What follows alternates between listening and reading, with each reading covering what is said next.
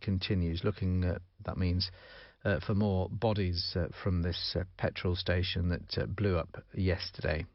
Investigations, of course, into the cause still underway. It's 11:54.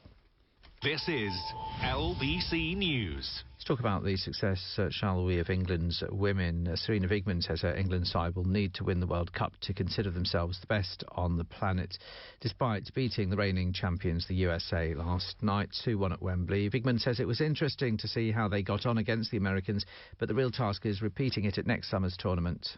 It's good to have a test against the USA because they've won so many things over years and years, so lots of respect for them. But yes, well, hopefully we're catching up. And again, it's now October, it's not July yet.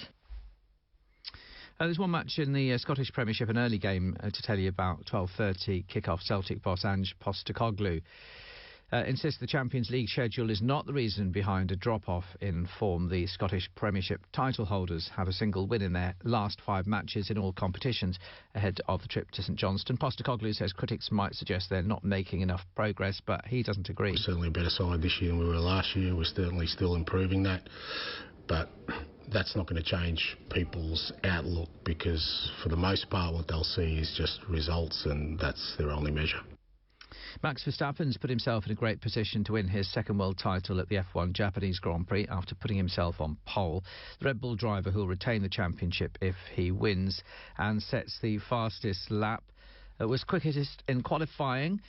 The Ferrari pair of Charles Leclerc and Carlos Sainz were second and third, respectively. Lewis Hamilton came in sixth ahead of his Mercedes teammate George Russell, while fellow Brit Lando Norris will go from 10th. Let's talk, shall we, about Eurovision. Officials in Liverpool say the city will throw the best party ever, hosting next year's Eurovision Song Contest. Ukraine won this year in May, but it can't happen there because of Russia's invasion. So Liverpool selected ahead of Glasgow. LBC's Seb Cheer has our story.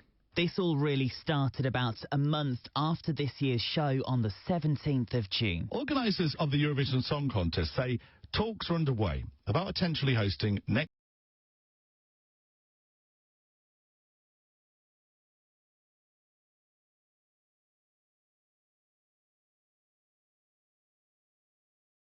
to do this. We're a young city, we're a very diverse city. Unrivaled track record for successfully hosting major global events. It's a real love of music, like beyond what I would have expected. I wasn't even thinking there would be a chance that the UK could host a Eurovision. The location for next year's Eurovision will be Liverpool. I mean, it's unbelievable. I love Eurovision. To be in my home city is amazing. I'm just excited for it to start. When's it starting? Let's do it now. Last night we got that confirmation after about 20 cities put their names forward, down to a shortlist of 7 and a top 2 10 days ago. Eurovision will be in Liverpool next year with the grand final on the 13th of May. Harry Doyle is the city's deputy mayor. A lot of hard work, dedication has gone into this. It's amazing. It's a dream come true. This city will be completely transformed. There's a lot of work for us to do now, and the team's going to get on with that. It is just going to be phenomenal. Organisers say the city was chosen after a bid process looking at the venue itself, the Liverpool Arena, alongside other infrastructure and how they'll reflect Ukraine's win. Since ruling the winning country couldn't host, organisers have stressed the importance of that. And as a Ukrainian refugee living in Liverpool, she says it means a lot. It's more than just Eurovision. It's cheering us up and cheering people up, because when they stay in Ukraine, they also like to sing in hard moments, in happy moments. Well then, we no longer have a shortlist, but there is sort of a to-do list. Hotels in Liverpool in May are likely to sell out very quickly, as are the shows themselves when tickets go on sale. And the city's preparing for teams from around 40 countries to just descend for 2 weeks. Officials say Liverpool, we're going out. OK, that was Seb Cheer. So the breaking news, 9 people now known to have died in this explosion at a petrol station in Donegal, the latest at midday. LBC News. When you buy a Volkswagen service plan, you get quality care at a fixed price, meaning your car is one less thing to worry about. So why not worry about something else, like whether you really swallow 8 spiders a year in your sleep? I mean, which spiders? Daddy longlegs? Tarantulas? Anyway, with a Volkswagen service plan, you get 2 years servicing for a fixed price, so your car is one less thing to worry about. Search Volkswagen service plans to find out more. Volkswagen.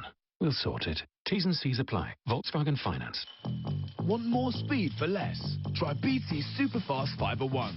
It's faster than our standard fibre and now only £27.99 a month with no upfront costs. Plus, for total peace of mind, it comes with a £20 money-back speed guarantee.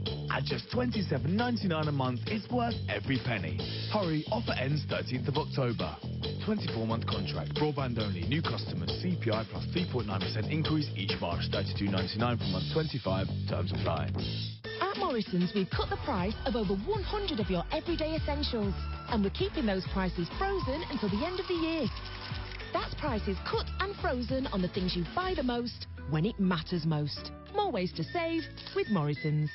Majority of stores subject to availability. Prices cut and frozen until 31st of December. See website for details. LBC News. The latest news headlines. Next. In the last 12 months, we've helped over 250,000 people spend less with club card prices at Tesco Mobile. And we'd love to help you save too. With £60 off our 60 gig SIM with bottomless texts and minutes for just £12.50 a month with club card prices. This is Supermarket Mobile. Search Tesco Mobile. Every little helps. Ends 31st of October was £15, saving £2.50 a month. Club card 24-month contract and unlocked 4G enabled phone required. Club card prices customers referenced since launch 30th of September 2021.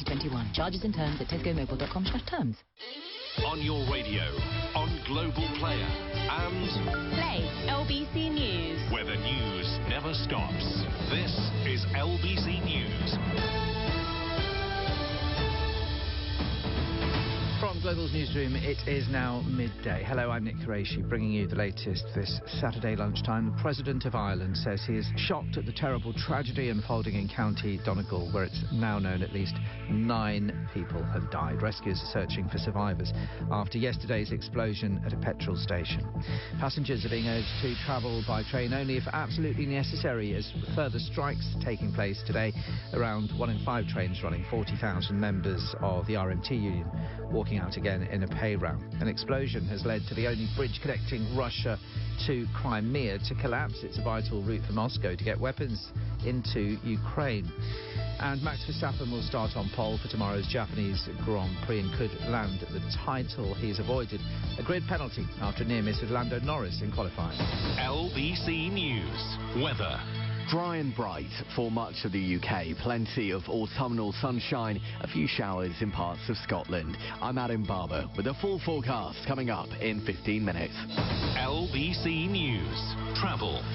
Because of the train strike, there are only around 1 in 5 services running across the country today. The advice is to only travel by rail if it's absolutely necessary. There are delays in Kent. The M20 westbound is closed all weekend. That's for roadworks between junction 11 for Hythe and 10 for Ashford South. The A2 in Kent is closed both ways at Dartford Heath because a vehicle has overturned, so there are long delays.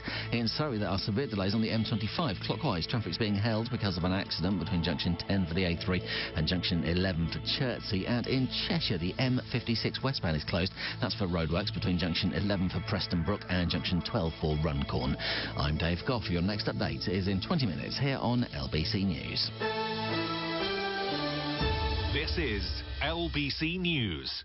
2 minutes past 12. We'll bring you the latest on this explosion at a petrol station in County Donegal in just a moment. 9 people now confirmed to have been killed. The latest to come. First, though, let's bring you the latest on the rail strikes. The RMT union out again today. 1 in 5 trains approximately said to be running. 40,000 members of the RMT, I believe, are walking out in this ongoing row. We can go live to Euston Station in London and join Christian Hugel. That right? Around 40,000 members, Christian? That is exactly right, Nick. Yeah, and some of those members are stood in front of me now in the sunshine, I'm delighted to say, because goodness me, it's been cold at Euston today.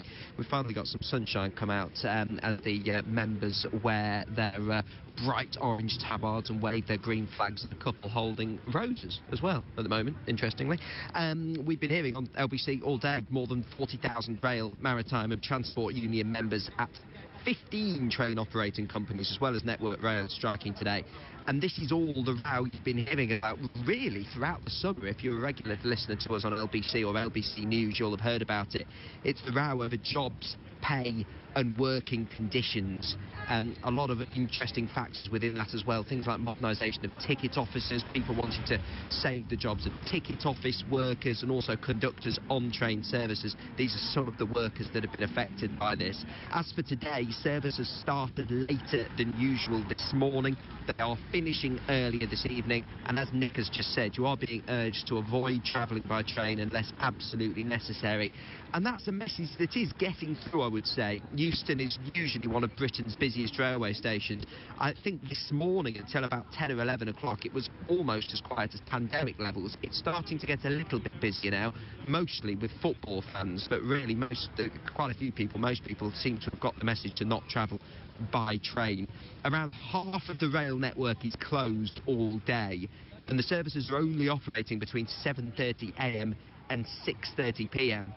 Those services starting later tomorrow as well. So if you're thinking everything will be back to normal by tomorrow, it won't be. Do check before you travel, particularly if you're planning a Sunday morning journey. Now, this is the third strike affecting rail services this month. The RMT, TSSA and Drivers' Union ASLEF took action last Saturday. That affected about 90% of services, and ASLEF members walked out on Wednesday as well. The public this morning, reaction really is mixed. Some shouting messages of support. There's been van drivers going past, beeping the vans and waving their arms in support of the members out on strike, but not everyone I've spoken to has been impressed. Absolutely shocking. Just keeps letting the world down all the time. Letting people travelling, it's disruptive. It puts people, you know, they're ill at ease. Their plans are disrupted. You name it. I mean, they would say they want better pay, working conditions. You don't agree with that? Do you really think there aren't more people that are wanting that? I don't think it's actually right at all. We've actually been lucky today.